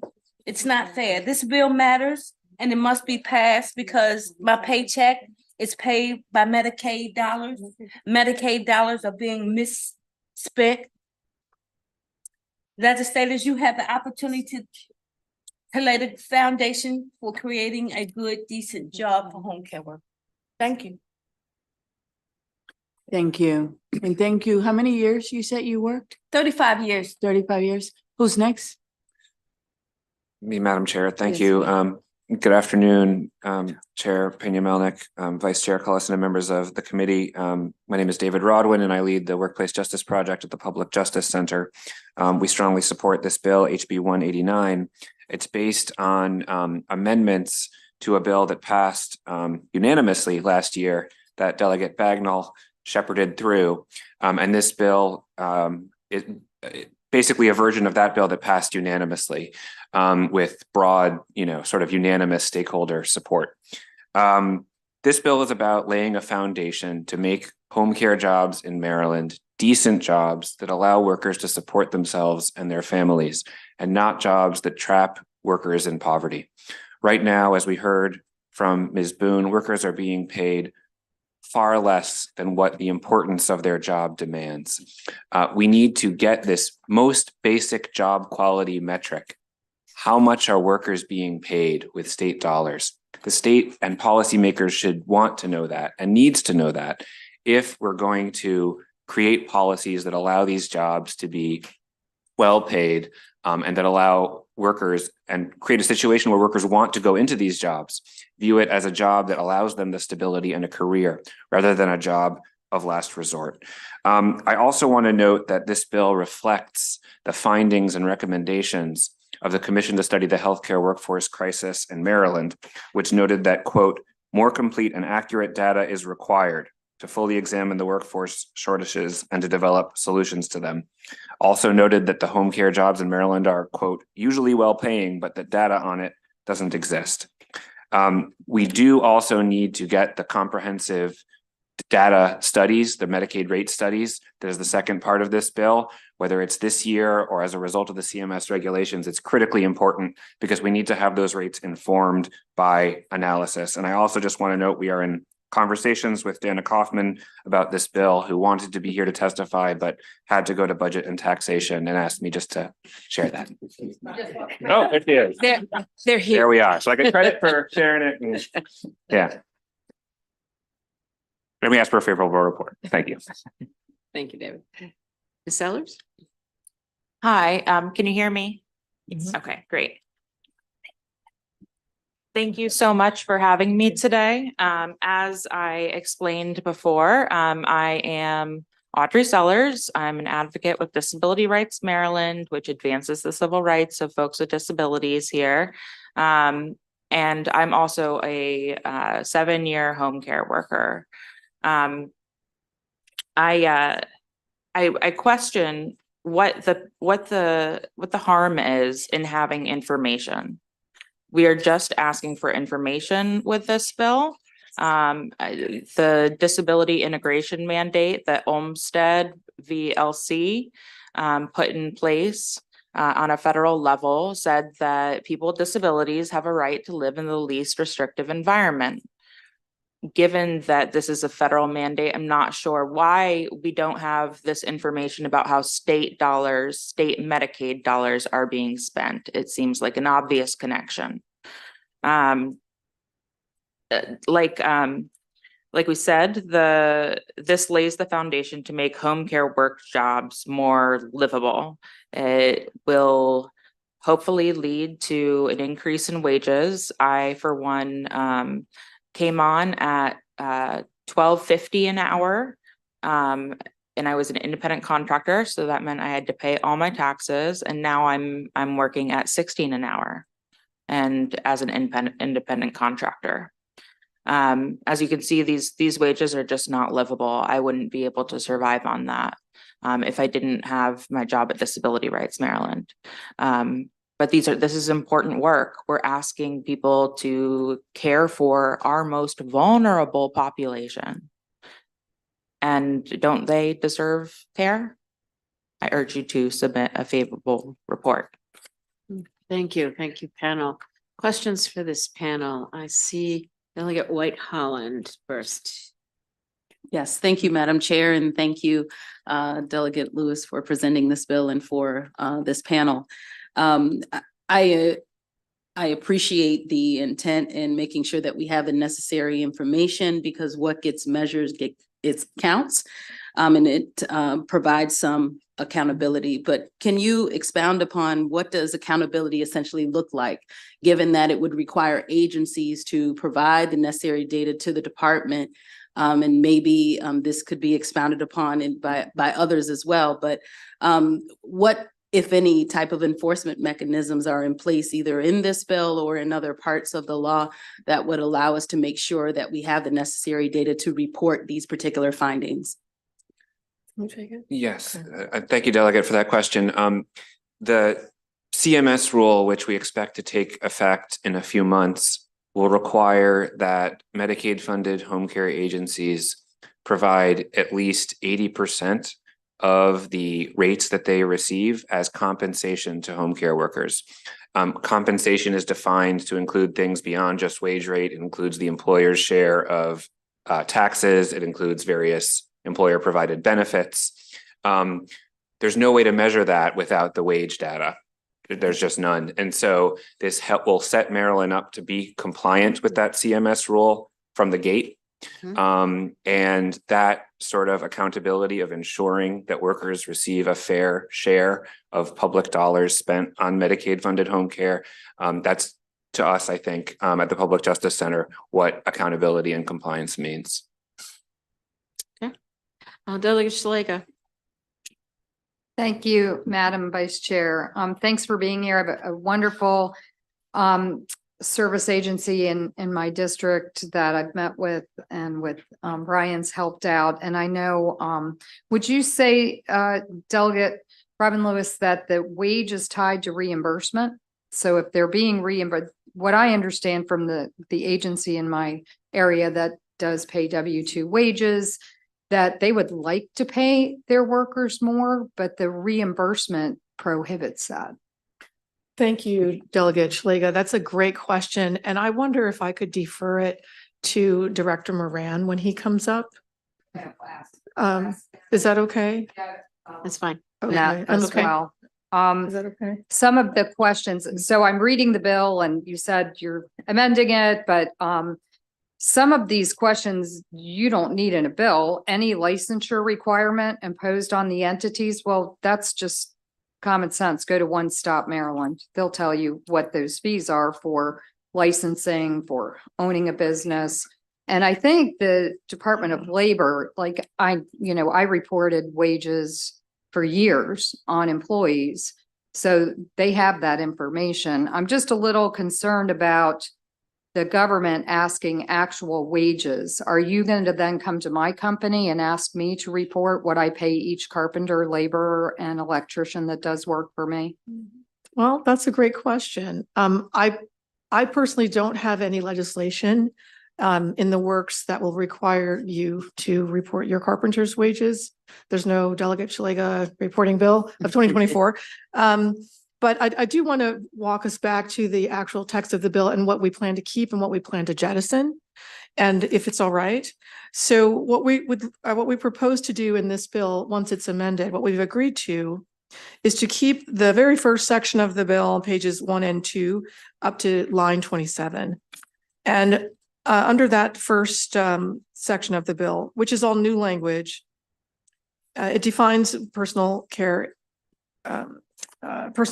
aid, defines provider agency, and it merely asks the Department of Labor to require personal care agencies to report on an annual basis, to document on an annual basis the wage rate they're paying their personal care aides, the spread, the highest and lowest wage rates, any other information that the Department of Labor asks them to provide.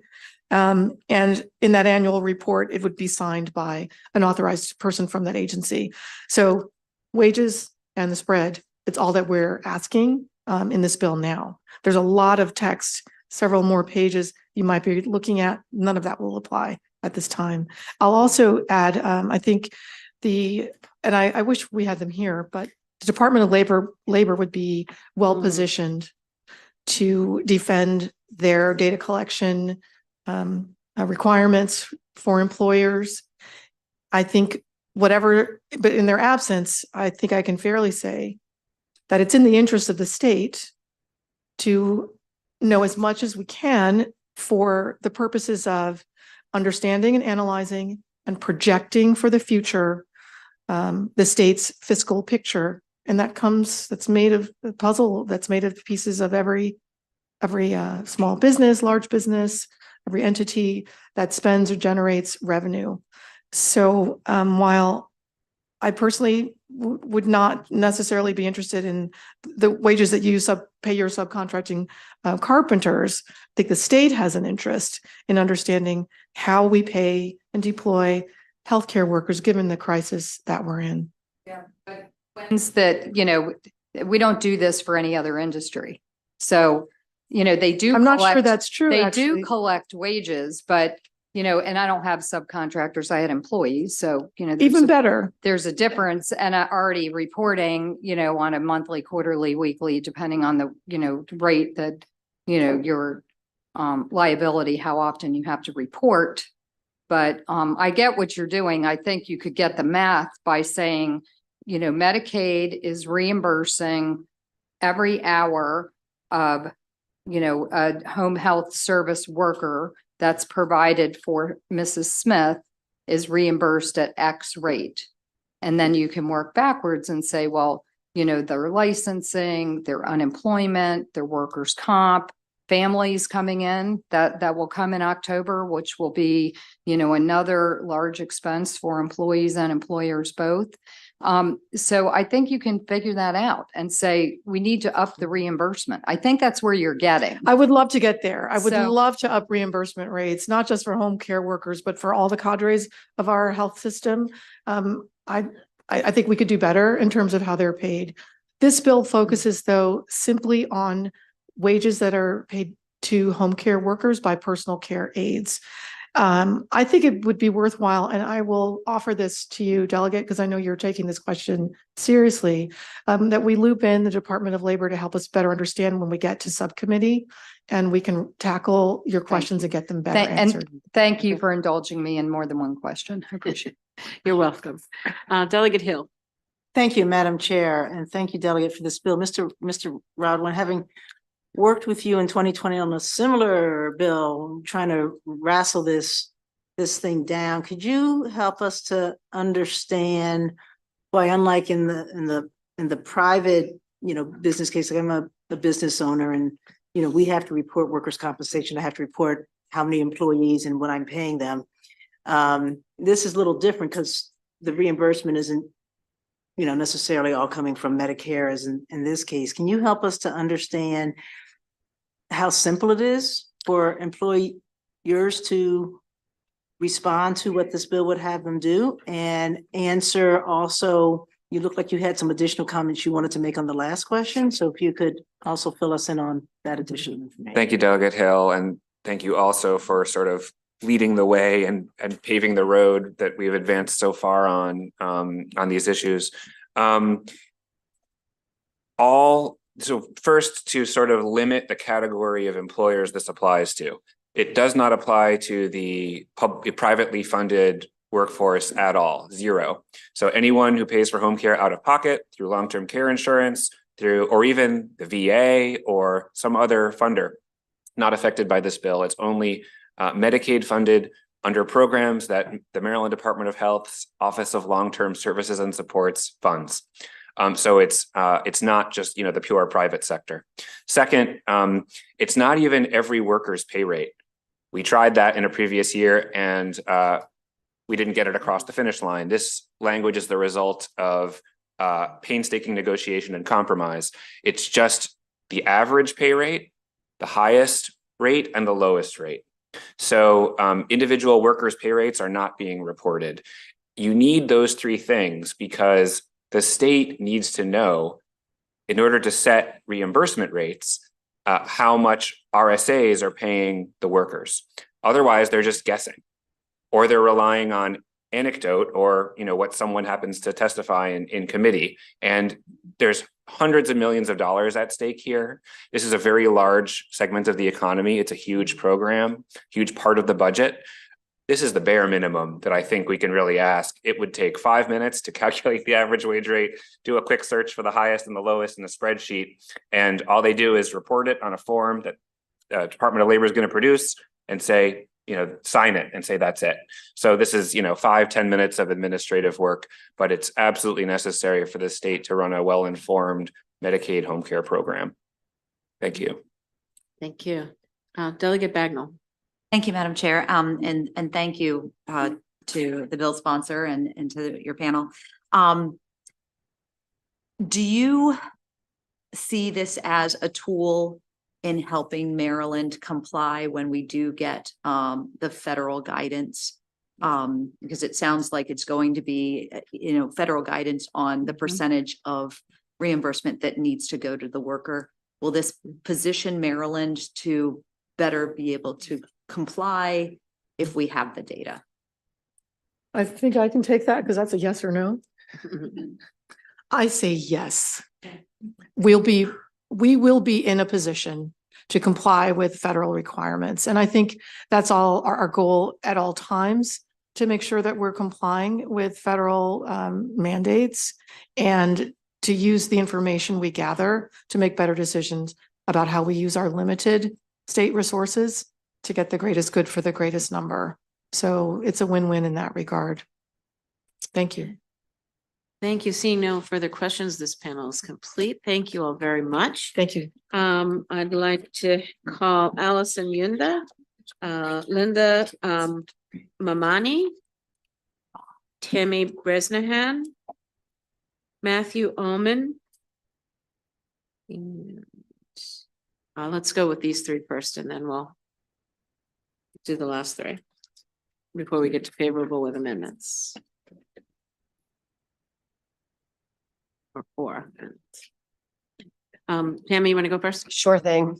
Good afternoon, once again, members of the Health and Government Operations Committee, Vice Chair Cullison. It's a pleasure to be here. My name is Tammy Bresnahan. I'm the Senior Director of Advocacy for AARP Maryland.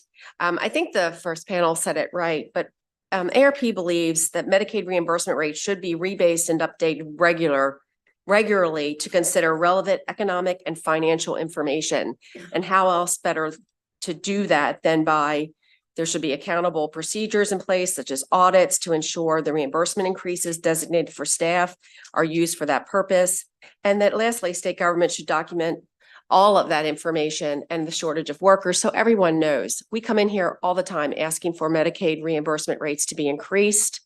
And we think that the state has a fiduciary obligation to know how that money is spent and where it goes and how much of it goes, because they're taking care of our most vulnerable citizens. We thank Delegate Lewis for bringing this bill. We thank Delegate Bagnall for bringing it last year. And we ask the committee for a favorable report on House Bill 189. Thank you. Thank you. Ms. Yunda? Hello, good afternoon again. Like I mentioned, my name is Allison Yunda, and I am the Maryland lead organizer for the National Domestic Workers Alliance, otherwise known as NDWA. Again, we are the leading voice for the estimated 2.2 million domestic workers who work as direct care workers, nannies, and house cleaners, providing essential care and supportive services to children, aging adults, and family members. Over 127,000 residents of Maryland need help with daily activities such as bathing or dressing. In Maryland, the number of older adults was predicted to grow by 75% in a 30-year period from 2015 to 2045. With anticipated separations and growth, research anticipates 37,000 jobs openings in the state for personal care aides by 2028. Although the number of direct care workers more than doubled from 2.2 million in 2000 to 5.1 million in 2022, the supply of direct care workers will fall short of the demand associated with 8.9 million projected job openings from 2022 to 2032. By requiring that home care agencies that receive Medicaid reimbursement report to the Maryland Department of Labor the rates they pay home care workers, Maryland can take action to ensure that workers receive competitive wages, helping attract and retain the workforce Maryland needs. Given that Maryland last did a Medicaid reimbursement rate study for home and community-based service in 2018, this bill is needed more than ever. This bill would allow Maryland to jumpstart improvement of their own processes by requiring rate studies every 2 years with reports to the Senate Finance Committee and the House Health and Government Operations Committee. The rate study will involve interviews with key stakeholders and will also examine the cost of paying workers at least 50% more than minimum wage. Despite the increasing demand and essential nature of home care, caregiving work is still not valued. Workers receive extremely low pay, few benefits, and enjoy limited protections. Improving working conditions for home care workers is critical to address staffing shortages and meet the growing demand for essential work. For these reasons, NDWA fully supports House Bill 189. Thank you. Ms. Mamani? Hello, good afternoon. My name is Linda Mamani, and I am member of the National Domestic Worker Alliance. More than 20 years I have been care worker, and I've been staying in this industry so far, long because I help others, that I have experience working in private sector. I made the decision to move to the public sector because I've heard the wage will be higher working with agents, but I realized that it's not true, and that there is no benefit either. To the public sector are not enough to sustain my family. I am single mother, and I have to work to support my daughter. I hope to be financially independent, not rely on anyone to help, like anybody else who has a job with dignity, and that will be good for me to sustain my family. There is currently a home care crisis where there are not enough home care workers to take care of our increasingly against population to others who needs assistance. People like me who have years of experience providing care don't feel incentivized to direct care work because the wages are too low to survive on. Oftentimes, private families pay more than agents to do. To this, it's not fair to the people we take care of, or to us to take care of others as best as we can. And we want to feel take care of too. As you to pass the Home Care Workers Employment Act of 2024, so that there is transparency around Medicaid fund workers' wage rates, and to lay to groundwork for higher wage to their care workers in order to solve the care crisis. So that workers like me who have over decades to experience in care taken are attached to Medicaid funding work, as I have been thinking about my own retirement because I am getting older. These are these things I have think about it. We take care of so many other people, but who will take care of us? Thank you. Thank you very much. Questions for this panel? Okay. All right. Thank you very much. Thank you for your time, for your patience today, and for your testimony. So is Matthew Allman here? Megan Peters, Christopher Meyer, and Bridge Dumais.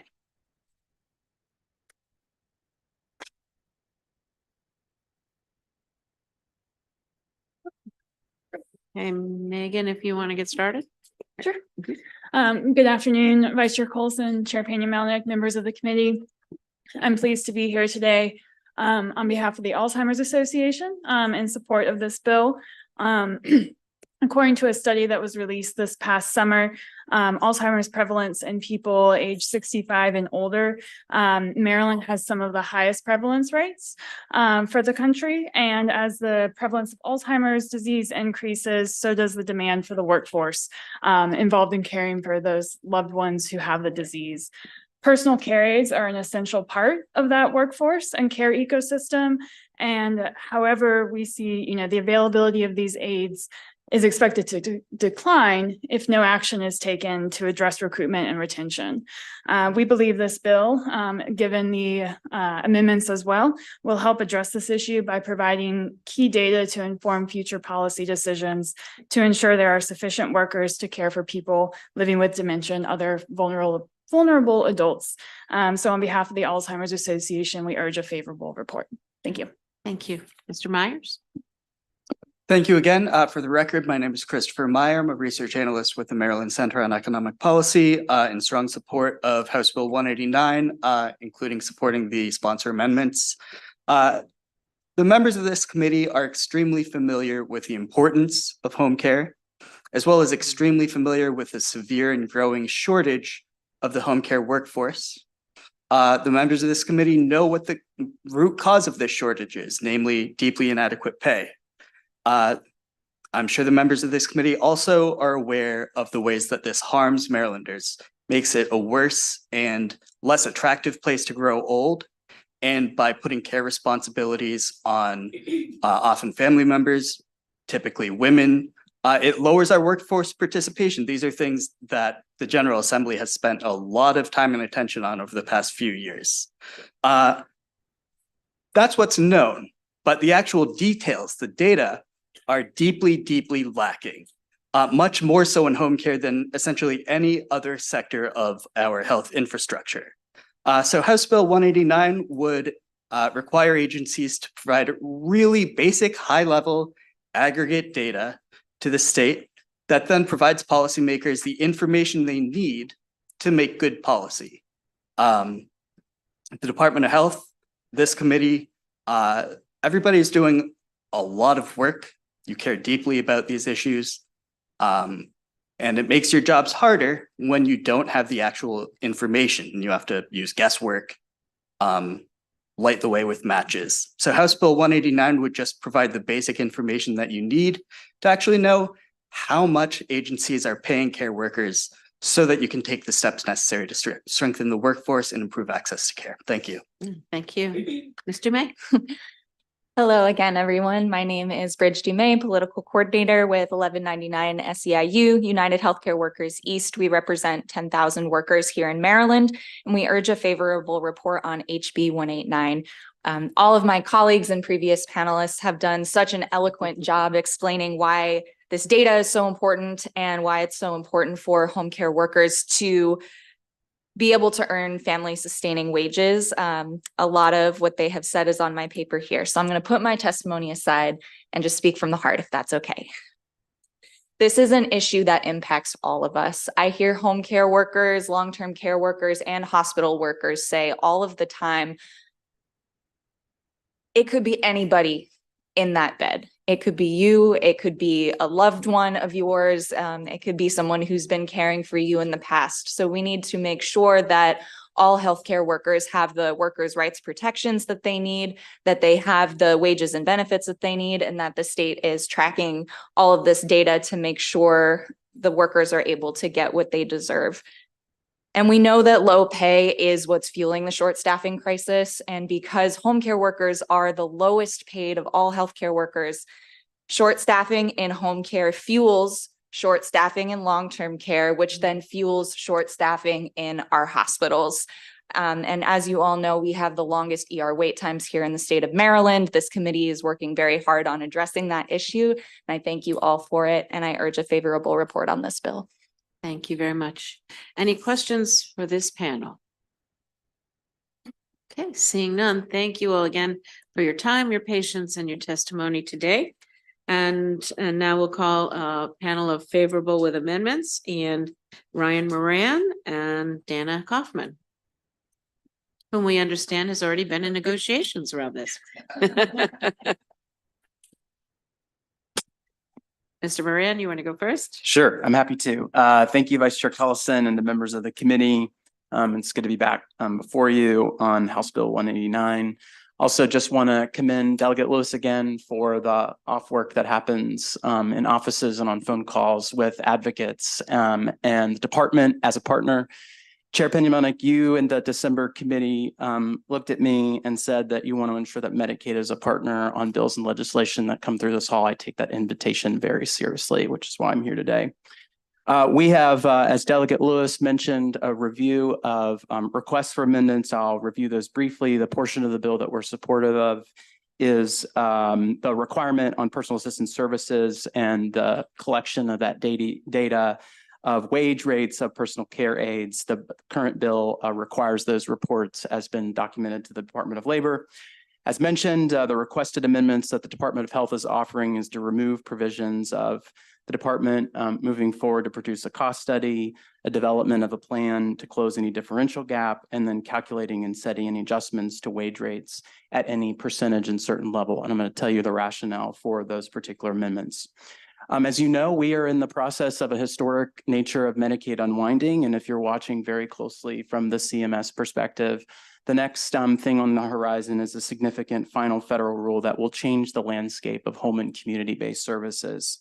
And we expect those draft rules were in 2023. We expect final rules here sometime in early 2024. And the rule will make requirements of all states to potentially accomplish the goals of the proposed amendments that are included. And I want to walk through each of the summary of each of those. The first is it will require 80% of Medicaid payments for personal care workers to be spent on compensation for direct care workers. The second, it will require the states to publish those wages publicly that we're talking about in terms of the collection of those reports. And third, because I know I'm going to get the question from Delegate Schlega, it does require a more transparent process and for states to set up a better way in order to set provider rates for direct care workers in the future. So with that, I'm happy to answer additional questions. Thank you, Delegate Lewis, and to the Vice Chair for the opportunity to advise on what is a really important piece of the legislation and Medicaid's commitment once the final rule is outlined from our federal partners to move forward expeditiously. Thank you. Ms. Kaufman?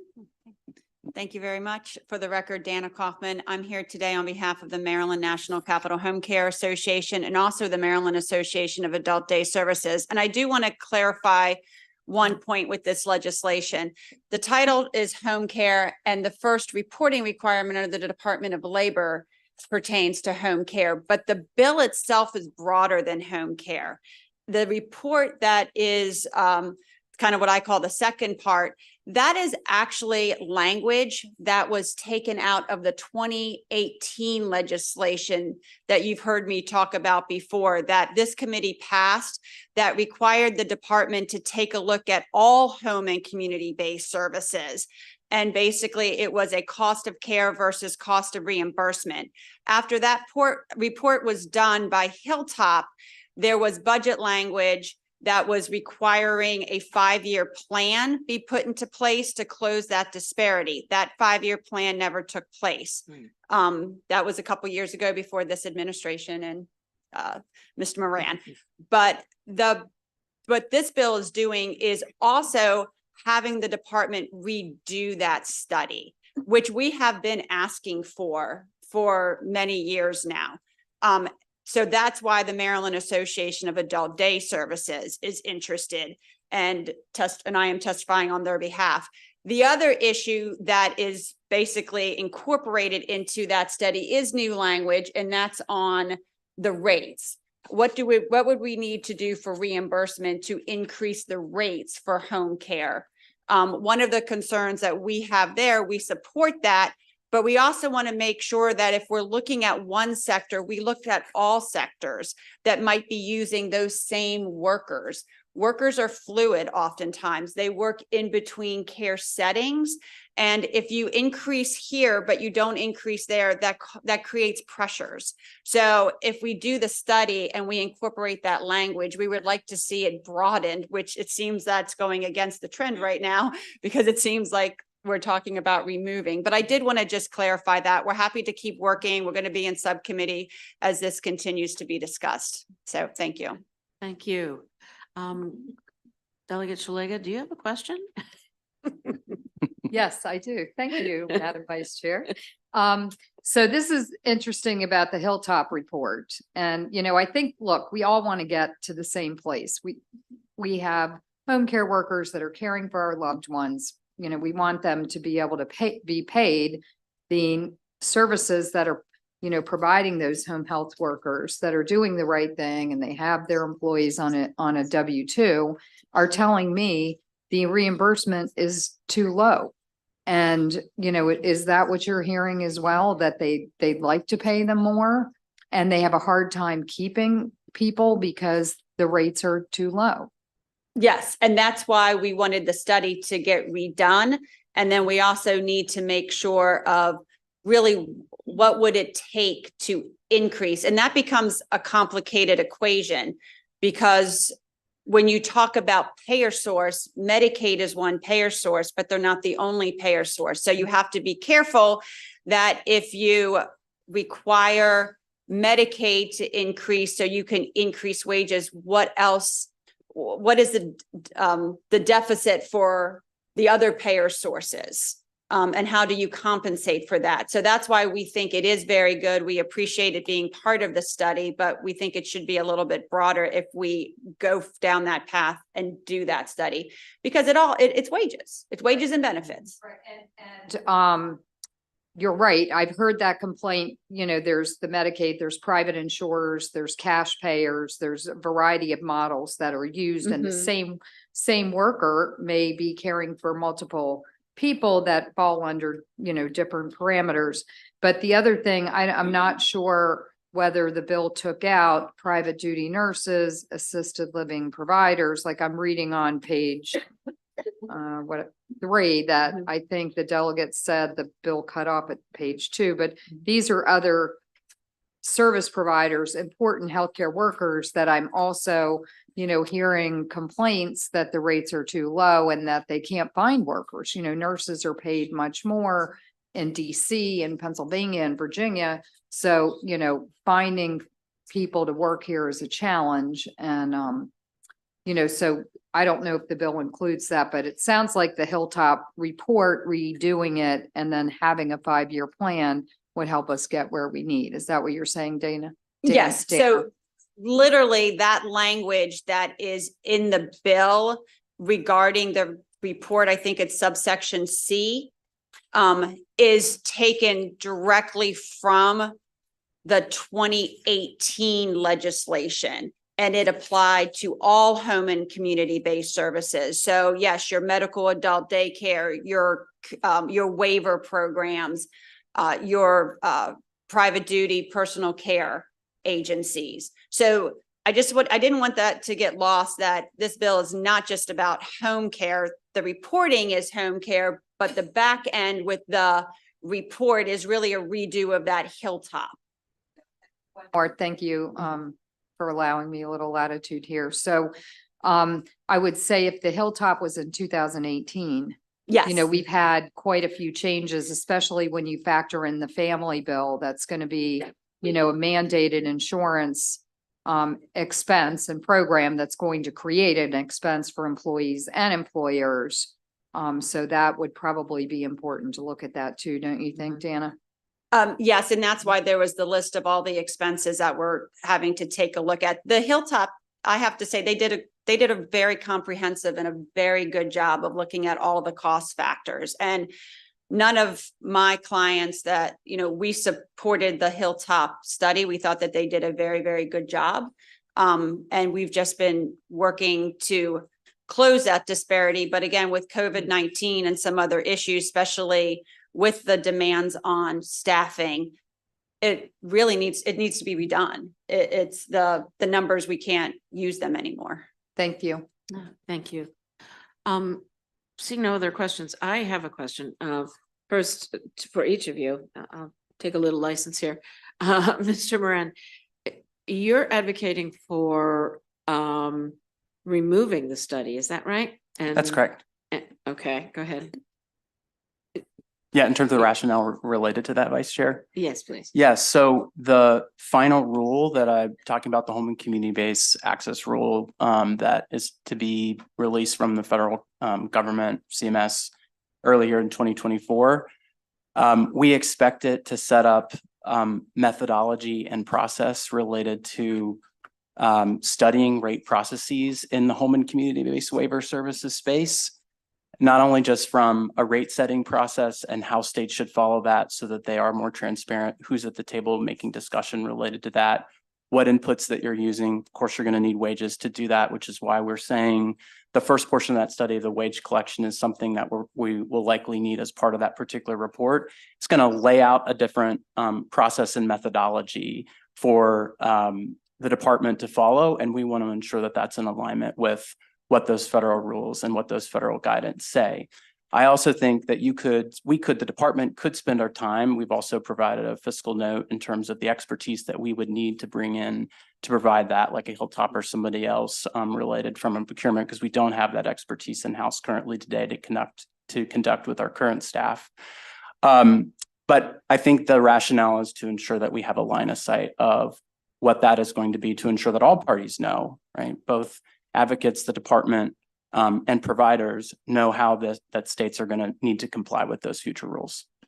Thank you. And Ms. Kaufman, you're advocating that the study stays in, right? I was advocating for how the bill was introduced with some tweaks that was necessary. I was not aware of the department coming in to remove that and the rationale. So I would be advocating, especially for medical adult daycare, to leave the study in, but I understand that there are other discussions that need to take place. So we welcome those opportunities to talk, of course, with the sponsor, with public justice, and with the department. Oh, thank you for that, because I was going to ask for that. I figured. Both of you meet with And them. they've all been good partners, so. With the advocates and the sponsor. I believe that we're all here talking about the need for this. So it's how do we put it together in a way that we can move forward. So thank you both very much. Are there any other questions? Madam Chair? Thank you. And I just want to thank the department for working with us and for being at the table. We really appreciate it. Thank you, Ms. Kaufman, for always being there and working with our members. And for Delegate Lewis, thank you very much. It shows that you did a lot of work to bring so many people together and all your advocates. This will be assigned to subcommittees, so we'll continue the work, but hopefully you'll meet before them and have it all ready for subcommittee. Okay, seeing no further questions, this concludes the hearing on HB 189. And the work before us today. Thank you all for your time, your patience, and to the committee. We'll be meeting again tomorrow at 1 o'clock for a couple of briefings and some departmental bills. So thank you all and have a great evening.